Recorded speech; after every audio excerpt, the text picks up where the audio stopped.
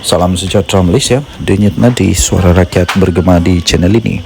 Terima kasih kerana terus bersama-sama di dalam channel ini untuk mendapatkan berita terbaru setiap hari. Bagi anda yang pertama kali berada dalam channel ini, sila pastikan untuk anda menekan butang subscribe, like dan share. Tekan juga tombol notifikasi untuk mendapatkan berita terbaru setiap hari. Denyut nadi suara rakyat bergema di channel ini, berita bermula sebentar lagi.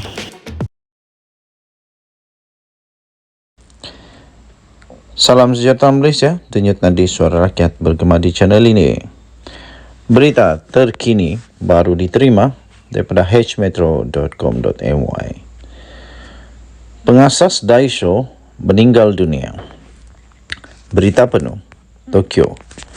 Pengasas rangkaian peruncit diskaun Jepun, Daisho Industries, Hirotake Yano meninggal dunia akibat kegagalan jantung pada usia 80 tahun, lapor daripada Bloomberg. Beliau meninggal dunia di Hiroshima pada 12 Februari. Menurut satu kenyataan daripada syarikat pada 19 Februari. Ahli keluarga terdekat mengadakan upacara pengebumian tertutup dan majlis khas bagi memperingati mendiang akan diadakan dalam masa terdekat, kata kenyataan itu. Dikenali sebagai perintis model perniagaan kedai dolar, Yano mempunyai nilai bersih kira-kira 1.9 bilion US dollar atau kira-kira 9 bilion pada masa kematiannya menurut indeks bilioner Bloomberg. Selepas menamatkan pengajian dari Universiti Chuo Tokyo pada 1967, Yano melakukan banyak pekerjaan termasuk menguruskan perikanan bapa mentuanya sehingga ia muflis. Sebelum dia mula menjajah barangan dari belakang sebuah truk pada 1972. Itu memberinya idea untuk mengenakan bayaran rata iaitu 100 yen atau kira-kira jumlahnya lebih kurang RM3 Malaysia untuk semua barangannya bagi menjimatkan masa yang diambil oleh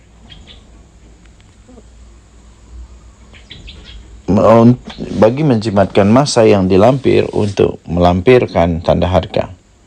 Dia memperbadankan Daisho yang diterjemah kepada mencipta sesuatu yang besar pada 1977. Syarikat itu berjaya kerana gaji yang tidak stabil dan ekonomi pesat menyebabkan pengguna Jepun mencari barangan dengan nilai yang lebih baik untuk wang mereka. Model perniagaan ini juga menjadi popular di negara lain. Daisho mempunyai 4,360 kedai domestik dan 990 lokasi di luar negara menjelang akhir Disember lalu menurut laman webnya. Denyut nadi suara rakyat bergema di channel ini. Jangan lupa untuk tekan butang subscribe, like dan share. Malaysia kita punya, cintai Malaysia ku, kita jaga kita. Kita jumpa lagi. Selamat pagi Malaysia. Bye. Salam sejahtera Malaysia. Denyut nadi suara rakyat bergema di channel ini. Walaupun Sultan Selangor sudah pun menitahkan supaya jangan ada lagi ulasan mempolemikkan isu yang berkenaan dengan isu Nik Elin melawan kerajaan Kelantan, tetapi nampaknya Sanusi tetap juga mengeluarkan kenyataan, ulasan. Saya pun tidak pasti adakah ini boleh disebut sebagai tidak ikut kepada titah diraja ataupun bagaimana, saya pun kurang pasti. Tetapi di dalam harapandaily.com bertarikh 17 Februari dikatakan Sanusi hina institusi kehakiman dan menghasut. Habislah Sanusi. Belum selesai lagi kes dia, mempersoalkan kredibiliti yang dikatakan mempersoalkan kredibiliti Sultan Selangor dalam melantik menteri besar. Timbul lagi satu perkara ini. Kali ini dikatakan Sanusi hina institusi kehakiman dan menghasut. Betulkah? Tak tahu. Kita tengoklah apa yang terjadi pula selepas ini. Dakwahan Menteri Besar Kedah Datuk Seri Muhammad Sanusi Madnur bahawa ada pihak yang diternak. Wow, ini perkataan yang cukup dahsyat. Sampai hati dia kata diternak. Ada pihak yang diternak supaya sistem perundangan Islam bertembung dengan perundangan sivil yang merupakan penghinaan kepada institusi kehakiman Malaysia dan bersamaan dengan perbuatan menghasut. Sanusi tidak patut mengeluarkan kenyataan seperti ini, apalagi menternak. Apa? Ingat ini haiwan ke apa? Hakim-hakim itu bijaksana. Sanusi ada kan belajar kehakiman? Tak ada. Jadi jangan cuba-cuba nak jadi hakim pula. Ini penghinaan kepada institusi kehakiman. Yang salah di bawah Seksyen 3 dan 4 Akta Hasutan.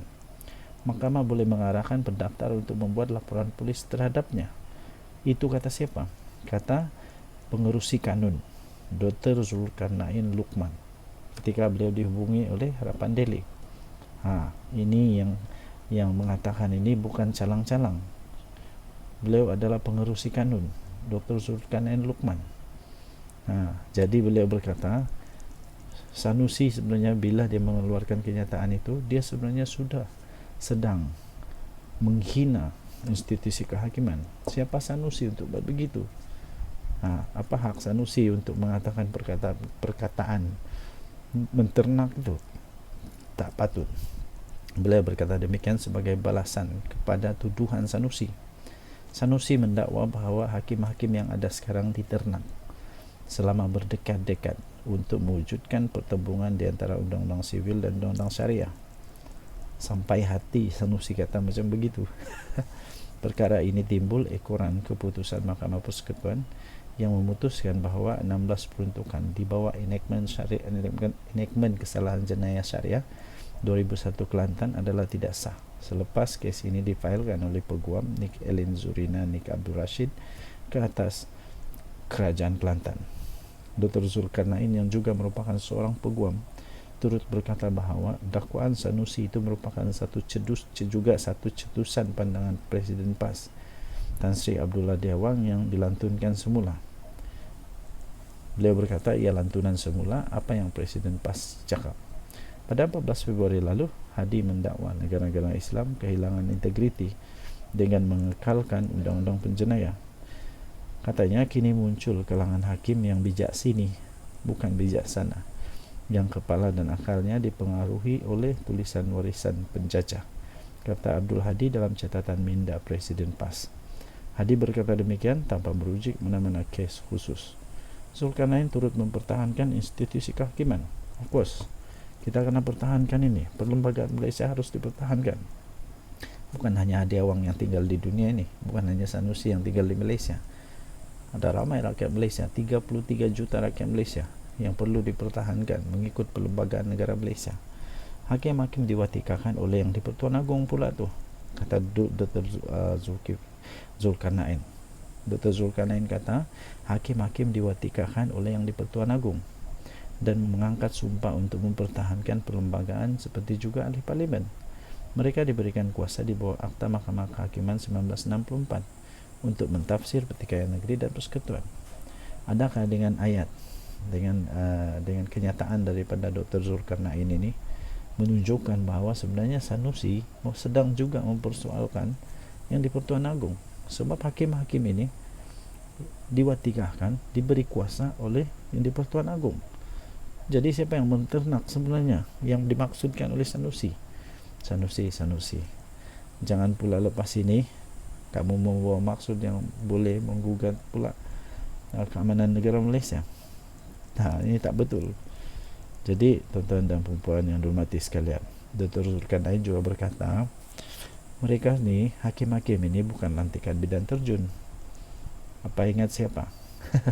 Ketua Hakim Negara Tun Tengku Maimun Tuan Mat sendiri mendapat latihan di Universiti Malaya. Jadi siapa yang sebenarnya Sanusi persoalkan sekarang ni?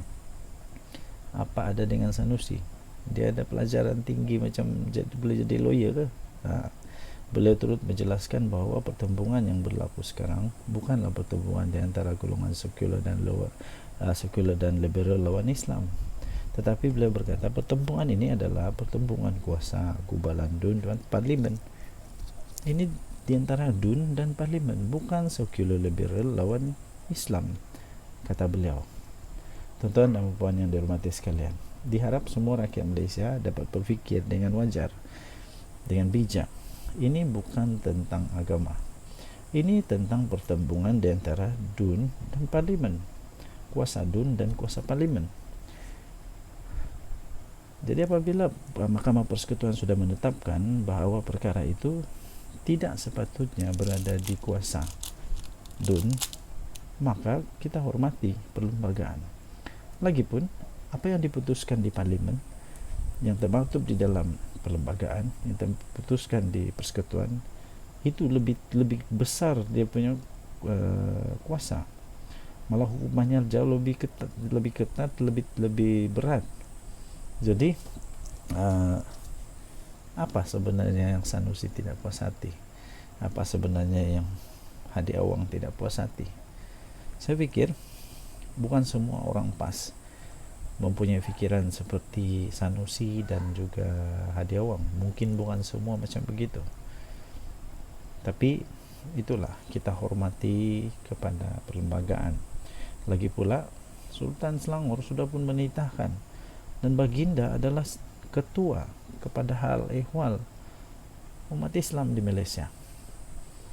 Jadi Baginda sudah bertitah, hormati. Kita tunggu daripada majlis yang sudah dibentuk untuk mengkaji kompetensi. Sabar. Dan nanti Suara Rakyat bergema di channel ini. Bye bye.